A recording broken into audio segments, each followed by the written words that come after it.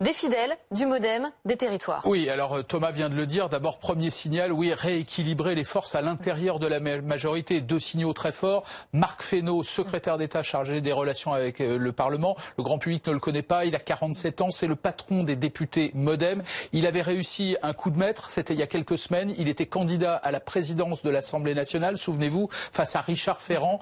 Et contre toute attente, alors que le MoDem n'avait que 46 députés, eh bien, il avait réalisé le score de 86 voix. Donc 40 voix s'étaient portées sur son nom, ce qui était déjà un signal très fort. Et puis, ça vient d'être dit, Jacqueline Gourault, qui hérite d'un très grand ministère, à la fois la cohésion des territoires, c'était le périmètre du ministère de Jacques Mézard, et les collectivités territoriales. Et du coup, elle se retrouve flanquée de deux ministres, deux anciens secrétaires d'État qui, pour l'occasion, sont promus, Julien Denormandie et Sébastien Lecornu. Donc deux signes très forts, le modèle d'abord et la cohésion des territoires. On sait les relations compliquées qu'entretient Emmanuel Macron avec les territoires, toute cette polémique depuis des mois entre le président des villes qui n'était pas suffisamment président des territoires, eh bien c'est une façon d'y répondre. Et d'ailleurs, comme par hasard, quand on regarde l'agenda du président de la République ce matin, quels sont les rendez-vous à son agenda? Eh bien à midi, il est censé rencontrer Hervé Morin, le président des régions de France, et cet après-midi à 16h,